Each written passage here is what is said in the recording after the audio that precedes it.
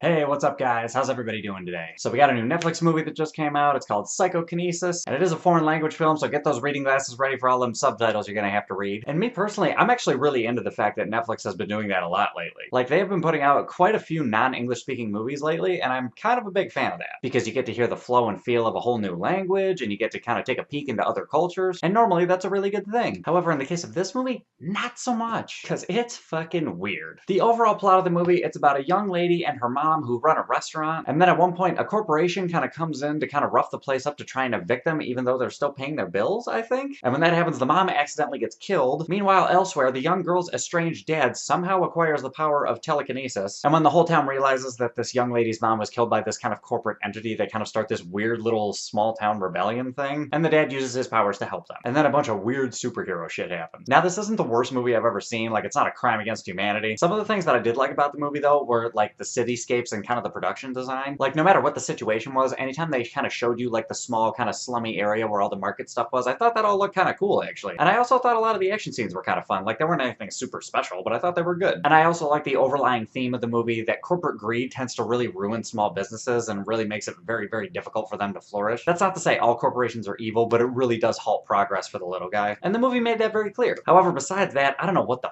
fuck was going on. It's like this movie tried to build a foundation for a new house using nothing but wood chips. First of all, there is almost no explanation as to how the dad got his powers. Like, it shows you something, but for all intents and purposes, it's not very concrete, and somebody else should have also gotten the powers at some point. Also, for the amount of cell phones that are used in this movie, there's an odd lack of them during certain parts of the movie. And because this is supposed to be a really tight-knit community, so like 2 minutes into the movie when the mom dies, you would think that somebody from a second-story window might have had their phone out and caught it on tape. And now that I think about it, there's actually a scene at a police station not too long after that where two people are arguing over what happened, and they show you video of what happened, and then it's like, oh, I don't know exactly what's going on here. And it's just like, dude, how many people have phones that would have been recording that in real life? And the music felt totally out of place. Like, there was only like 2 or 3 scenes where it kind of made sense. And on top of all that, for the entire movie, you're basically saying to the screen, like, okay, why don't you just do this so that this can happen? And the biggest bitch about it is that the main character can move shit with his mind, which is another way of saying that the main character could go to the head of the corporation and Darth Vader that person until they give the fuck up. And early on in the movie, he actually gets a job doing like magic tricks with this, and then it just kind of sweeps it under the rug and you don't hear about it again. And I really just did not feel the relationship between the father and the daughter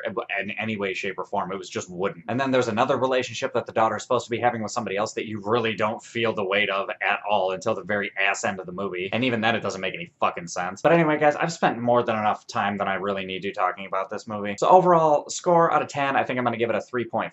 The only people I can really recommend this movie for are for people that want to see a superhero movie from a different country. But other than that, it's like, I don't really, by the end of the movie, I just did not give a shit about it. But anyway, guys, those are my thoughts. What are your thoughts? Have you seen this movie? Have you even heard of it? Hop in the comments. Let me know what's up. Other than that, if you like this review, give me a like, subscribe, to all that other bullshit, and I will catch you guys later.